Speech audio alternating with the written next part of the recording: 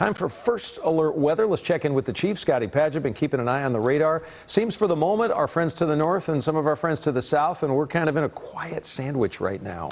We are in that, and we don't want that sandwich to get loud, but the potential is there, Doug, as we go into the evening hours. Looking at the first alert radar, still here in North Texas, not a whole lot happening for us. I've widened out the view because I want to show you. We're seeing some activity now developing southwest of Comanche County. As you can see, Hamilton County also seeing one shower trying to go up just to the west of Eastland County. There is a severe thunderstorm right now, a severe thunderstorm warning for Archer, Baylor, Wichita, Wilbarger County until 6:45. But the bigger story, and you can really see that well-defined hook on the first alert radar. This is over the state line in Jefferson County, a tornado warning at least until 6:45.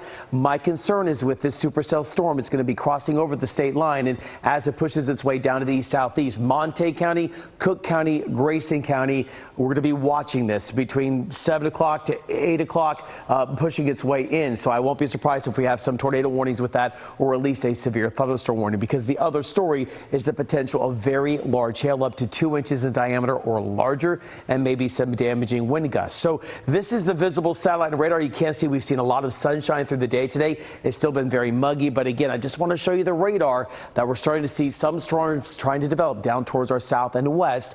So 8, 9, 10 o'clock. This is the concern that we have. So you can still see on the other first alert radar, switching it over a bit, there is that hook echo again. So if you live in Monte County and Cook County, this is the first alert futurecast.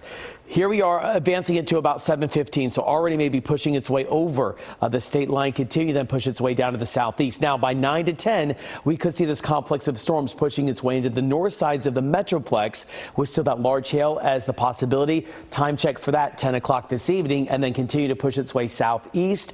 Again, the forecast models have had a little bit of difficulty really initializing well, meaning picking up on what's happening right now. This is the best thinking. Midnight to then 2 in the morning, a lot of the activity then shifting its way off to the east. The threats there, the moderate to enhanced risk through a lot of North Texas to that slight risk for large hail damage and winds, and an isolated tornado cannot be ruled out. That's why there's a tornado watch in effect until 10 o'clock tonight. All the counties indicated in yellow. We have alerted you to that fact through midnight, and then also want to alert you to the effect of the heat advisory extended to 8 p.m. on Saturday. So speaking of heat, it's 92 degrees, but it feels like 106 right now at DFW across the Metroplex. Low to the mid-90s holding together. Same story across the majority of North Texas right now, but feels even hotter than that. 107 in Denton to maybe 110 in Corsicana.